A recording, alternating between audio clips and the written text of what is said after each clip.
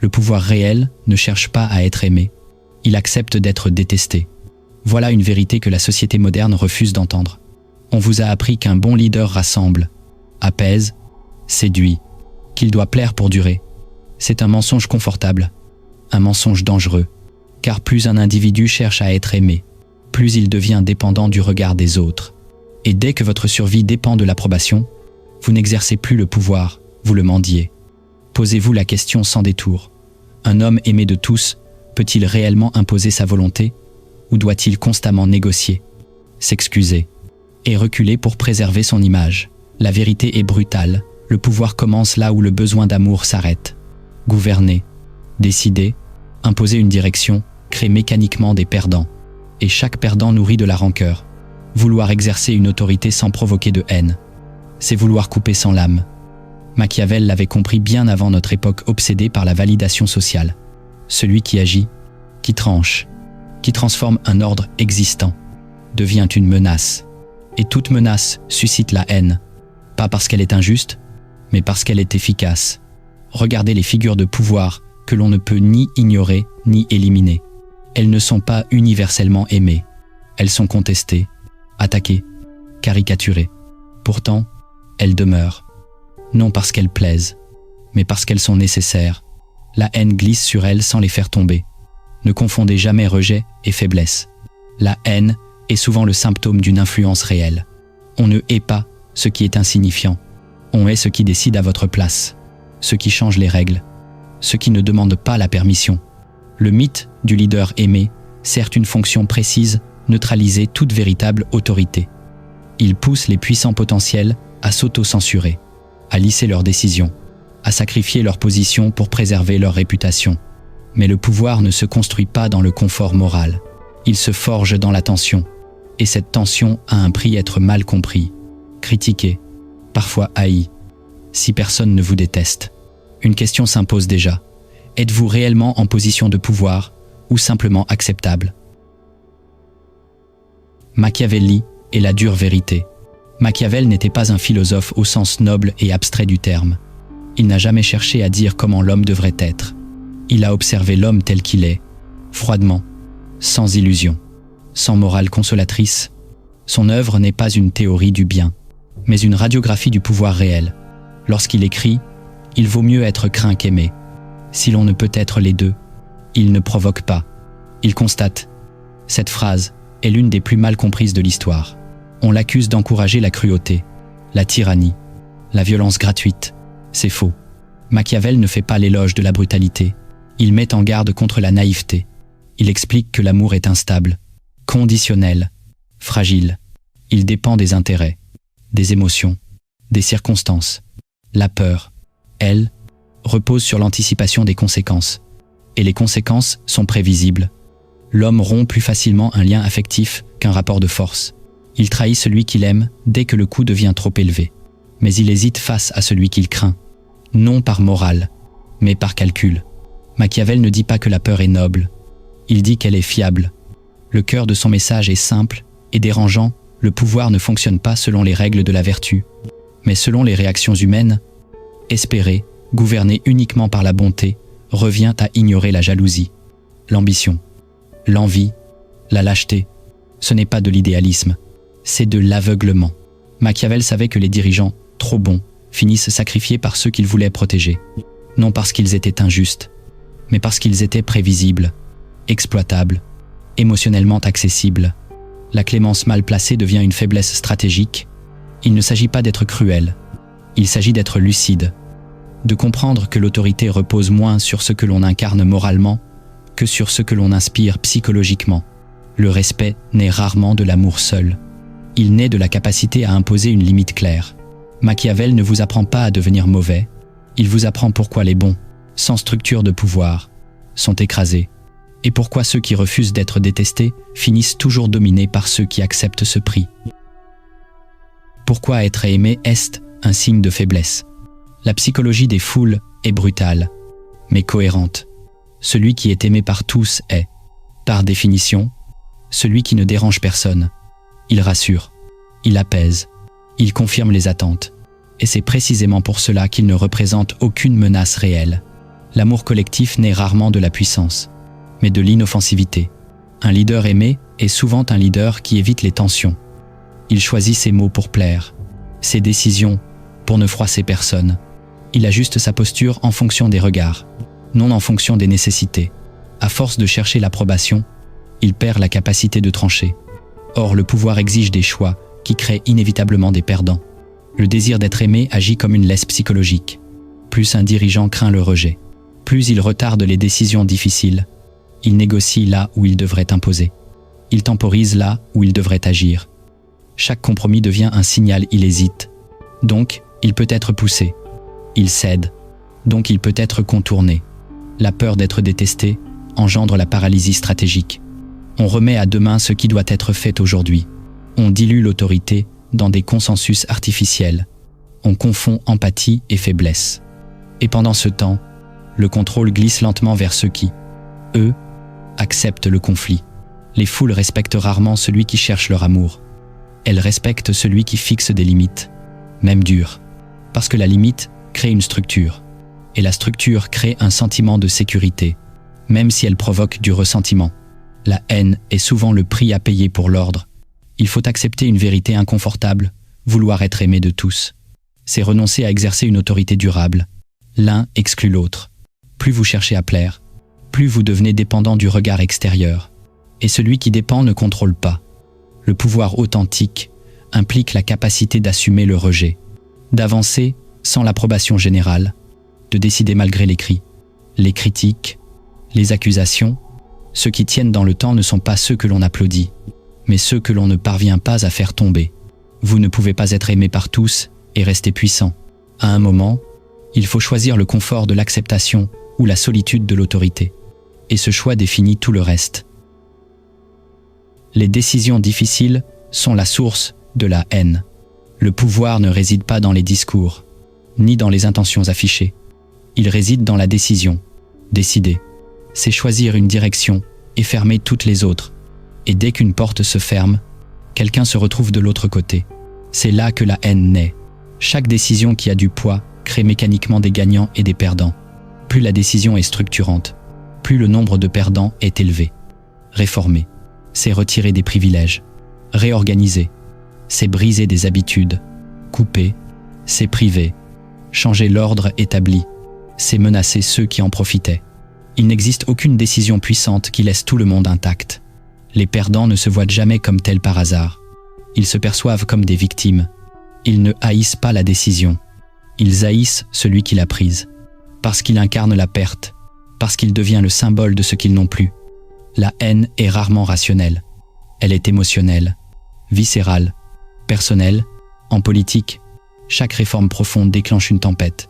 Réforme des retraites, restrictions budgétaires, changements institutionnels chaque fois. La réaction est la même. Manifestation, accusation, attaque morale. Le leader est traité de traître, de tyran, d'inhumain.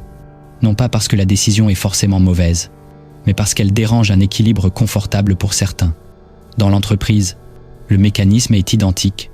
Licenciement, restructuration, changement de stratégie, suppression de postes. Un dirigeant qui agit pour la survie ou la croissance à long terme devient instantanément l'ennemi de ceux qui perdent leur sécurité immédiate. Peu importe les chiffres, la logique ou la nécessité, la haine naît du manque. Plus une décision est nécessaire, plus elle est impopulaire. Et plus elle est impopulaire, plus elle est révélatrice d'un vrai pouvoir.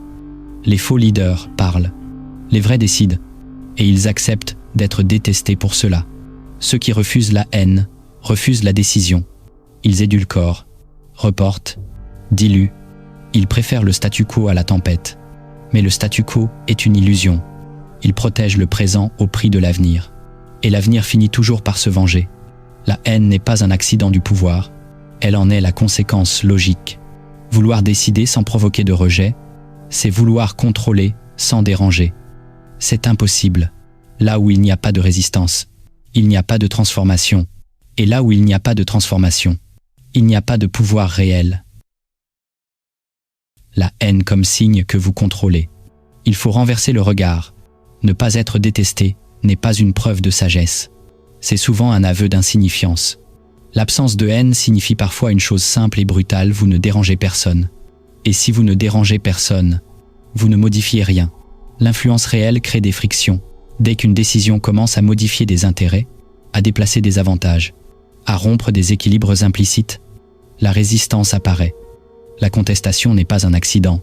Elle est la confirmation que votre action a du poids. On ne combat que ce qui compte. La réaction négative est le miroir de l'impact. Une décision ignorée est une décision sans effet. Une décision attaquée est une décision qui a touché un nerf. La colère, la critique, la haine même, sont des réponses à une perte de contrôle ressentie par ceux qui subissaient auparavant sans s'en rendre compte. Celui qui ne provoque aucune hostilité reste dans le décor. Il accompagne le mouvement. Il valide l'existant. Il rassure. Il n'exerce pas le pouvoir. Il le rend confortable. À l'inverse, celui qui impose une direction devient un point de fixation. Il attire les projections, les frustrations, les peurs. Il devient visible. Et la visibilité est toujours polarisante. La haine révèle une vérité que les compliments masquent. Vous avez changé la dynamique. Vous avez forcé une adaptation. Vous avez obligé les autres à réagir, à se positionner, à perdre quelque chose. Le calme apparent est souvent le signe d'une domination douce du statu quo. Le tumulte est le signe d'un contrôle réel, en train de s'installer. Beaucoup interprètent la résistance comme un échec personnel. C'est une erreur. La résistance est un signal stratégique. Elle indique que vos décisions ne sont plus décoratives, mais structurantes. Elle prouve que votre présence modifie l'équation. Le pouvoir n'est pas l'absence de conflit, c'est la capacité à en être le centre sans reculer. La haine n'est pas la fin du contrôle, elle en est souvent le commencement. Là où personne ne vous combat, personne ne vous craint, et là où personne ne vous craint, personne ne vous obéit vraiment. Ceux qui veulent être aimés seront toujours manipulés. Le leader, gentil, porte une faiblesse structurelle que peu osent nommer. Il a besoin d'être validé. Il ne se contente pas d'exercer une fonction. Il cherche une approbation.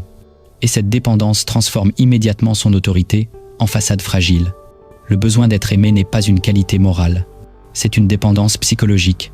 Celui qui en souffre ajuste ses paroles, édulcore ses décisions, retarde ses choix pour éviter le rejet. Il ne dirige plus selon une vision, mais selon les réactions émotionnelles qu'il anticipe. Il devient réactif, jamais souverain. Cette quête de reconnaissance crée une brèche évidente. Celui qui contrôle votre image contrôle vos actions. Il suffit de menacer votre popularité pour influencer vos décisions. Un regard désapprobateur, une critique publique, un retrait d'affection symbolique suffisent à vous faire reculer. Vous n'êtes plus libre, vous êtes conditionné. Le leader, aimable, devient un otage émotionnel. Il négocie avec la peur d'être détesté. Il confond paix apparente et stabilité réelle. Mais cette paix repose sur des concessions invisibles, accumulées jusqu'au point de rupture. Chaque compromis non assumé érode son autorité. Chaque recul renforce ceux qui apprennent à le pousser. La manipulation fonctionne toujours par l'émotion. Celui qui craint de perdre l'amour craint aussi le conflit. Et celui qui craint le conflit évite les décisions claires. Très vite, l'environnement comprend la règle du jeu pour influencer ce leader. Il ne faut pas le convaincre. Il faut le faire douter de lui-même. À partir de là, le pouvoir change de main. Officiellement, le titre reste. Mais le contrôle réel appartient à ceux qui savent activer ses peurs, peur de décevoir, peur de choquer, peur d'être rejeté. Le leader devient prévisible, donc exploitable. Une vérité dérangeante s'impose alors. Celui qui a besoin d'être aimé ne décide jamais seul. Ses choix sont filtrés par le regard des autres. Et là où l'émotion gouverne, la stratégie disparaît. Qui contrôle vos émotions contrôle vos décisions.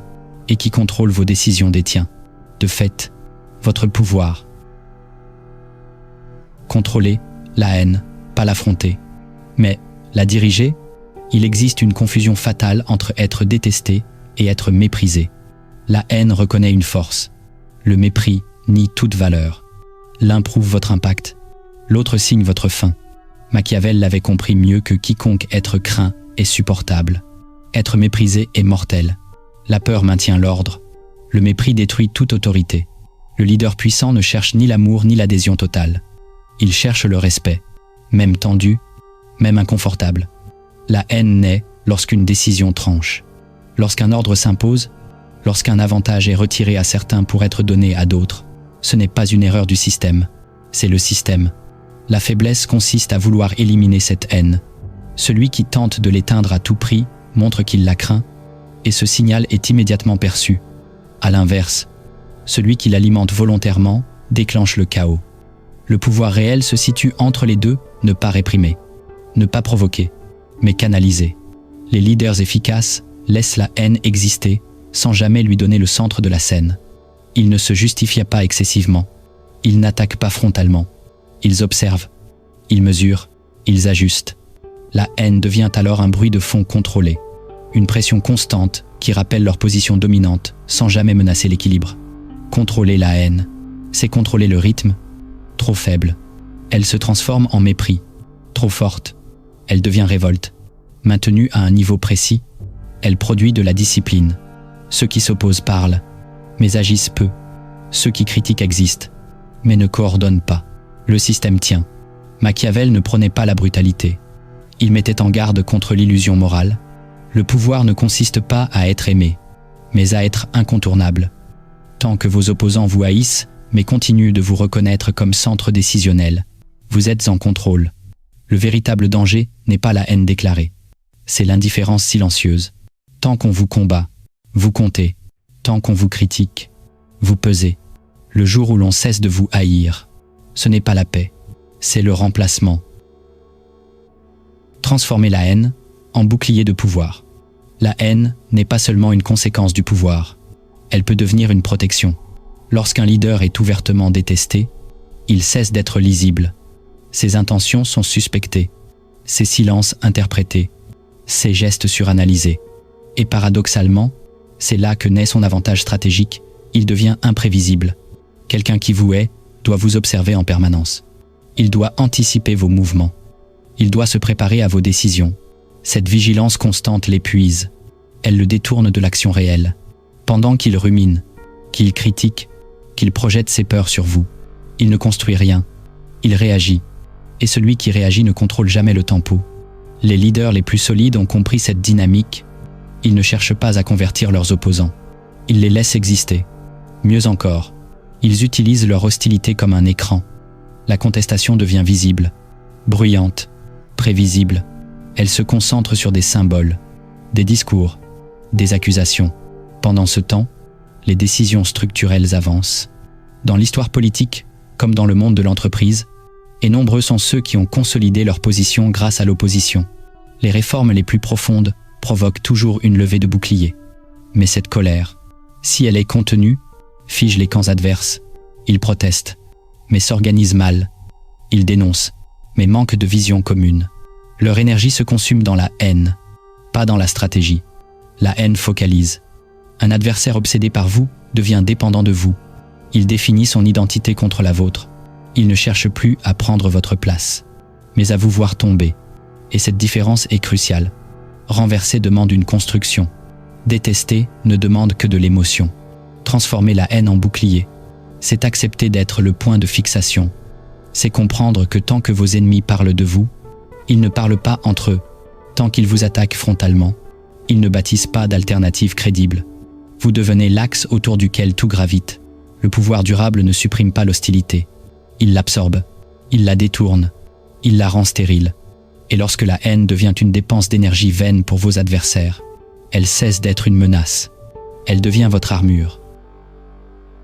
Ceux qui ne supportent pas d'être détestés n'iront jamais loin.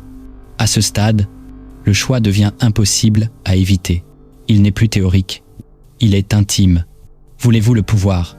Ou voulez-vous le confort émotionnel? Voulez-vous influencer le cours des choses? Ou rester acceptable? Rassurant? Apprécié? Les deux chemins ne mènent pas au même endroit. Et surtout, ils ne se croisent presque jamais. La majorité des individus s'arrêtent avant même de commencer. Non pas par manque d'intelligence, de talent ou d'ambition, mais par incapacité à tolérer le rejet. Être critiqué les blesse, être mal compris les déstabilise, être détesté les paralyse. Alors ils ajustent leurs paroles, ils adoucissent leurs décisions, ils rognent leurs convictions, et, sans même s'en rendre compte, ils sacrifient leur potentiel de pouvoir. Le pouvoir réel exige une peau épaisse. Il impose d'accepter que certaines portes se ferment définitivement. que certaines personnes vous retirent leur affection, que votre nom provoque des réactions négatives avant même que vous ne parliez. Celui qui ne supporte pas cette tension intérieure renonce tôt ou tard. Il choisit la zone où il est encore apprécié, là où il est encore validé, là où il peut respirer sans conflit. C'est ici que la plupart échouent. Ils confondent progression et approbation. Ils avancent tant que les applaudissements continuent. Dès que la résistance apparaît, ils ralentissent. Dès que la haine surgit, ils reculent, non pas parce qu'ils ont tort, mais parce qu'ils veulent rester aimables. Ils préfèrent être acceptés plutôt qu'efficaces. Le pouvoir, lui, commence exactement là où l'amour s'arrête. Il naît au moment où vos décisions cessent de plaire, où vos choix dérangent des intérêts établis, où votre présence crée une polarisation. Ceux qui vont loin acceptent cette rupture. Ils comprennent que la perte d'affection n'est pas une chute, mais un passage. Si vous observez attentivement, vous verrez un schéma clair, les carrières les plus longues, les influences les plus durables, les positions les plus solides appartiennent à ceux qui ont accepté d'être détestés tôt. Ils n'ont pas attendu l'unanimité. Ils ont traversé le rejet sans se justifier. Et pendant que les autres s'arrêtaient là où ils étaient encore aimés, eux ont continué là où commence le pouvoir. Conclusion. Froide. Le pouvoir ne demande pas la permission. La vérité est simple. Et c'est précisément pour cela qu'elle dérange. Le pouvoir n'existe jamais dans le consensus. Il n'apparaît pas dans le confort collectif. Il ne naît pas de l'accord général, ni de l'approbation morale. Le pouvoir commence exactement là où surgit la résistance. Là où quelqu'un perd quelque chose à cause de vos décisions. Là où un ordre est modifié, déplacé, remis en cause. Chaque fois qu'un individu exerce une influence réelle, une force opposée se crée. C'est une loi, pas une opinion. S'il n'y a aucune opposition, aucune colère, aucune hostilité, c'est qu'il n'y a rien à défendre, et rien à craindre, rien à perdre, et donc rien de puissant. Le silence complaisant n'est pas un signe de respect, c'est un signe d'irrélevance. Le pouvoir ne cherche pas à être compris, il n'attend pas d'être validé, il n'explique pas pour rassurer. Il agit, puis il absorbe les conséquences. Ceux qui confondent autorité et sympathie finissent toujours par céder, parce qu'ils négocient avec la peur d'être rejetés.